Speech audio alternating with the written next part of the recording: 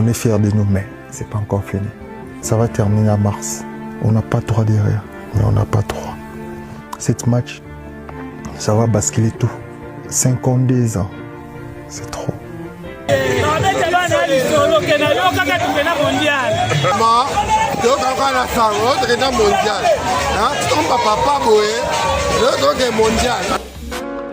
Kinshasa, 31 mars 2026.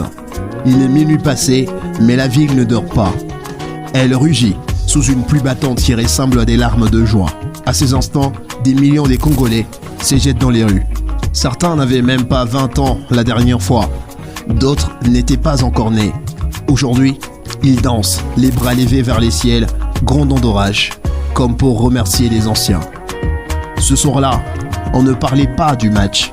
On ne parlait plus du match. On parlait de la résurrection. C'était il y a 52 ans, 1974, l'Allemagne de l'Ouest. Le pays s'appelait encore Zaïre. Pour la première fois, une nation d'Afrique noire foulait la pelouse d'une Coupe du Monde. C'était il y a si longtemps qu'on ne se souvient peut-être plus. C'était devenu une véritable légende. Une histoire que les grands-pères racontent aux enfants, aux petits-fils. Certains restent incrédules. 52 ans de disette, 52 ans à voir le monde, faire la fête sans nous. Et puis, il y a eu cette nuit, à Guadalajara au Mexique, une finale de barrage contre la Jamaïque. Un match que l'histoire retiendra, moins pour sa beauté que pour son poids. Les Léopards dominaient, poussaient tout au long du match, mais le ballon ne voulait pas rentrer. Par 2 fois, Cédric Bakambu s'est vu des buts lui être refusés pour positionnement litigieux. Des frappes qui fuyaient le cadre. 90 minutes. Tous les temps réglementaires étaient épuisés.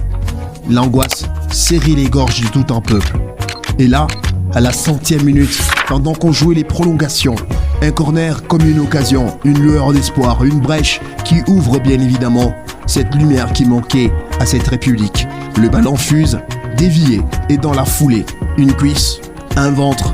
Seul Axel Tuanzebe savait avec quoi il avait marqué ses buts. Les défenseurs de Burnley n'avaient peut-être pas mis son plus beau but de la carrière. C'était un but moche, un but raccro, un but qui sent la sueur du désespoir. Mais c'est le plus important de l'histoire moderne du football. La VAR vérifie, le peuple est entre doute et certitude, mais l'arbitre valide ses buts 1 contre 0. C'est la délivrance. Il faut mesurer le chemin parcouru. Cette équipe de Sébastien Desabre n'a pas volé sa place. Il a fallu survivre à l'enfer des barrages africains, en éliminant des équipes dont personne ne pouvait miser sur ces gros efforts de la RDC. Éliminer le Cameroun, écarter le Nigeria, des géants, et puis traverser l'Atlantique pour chercher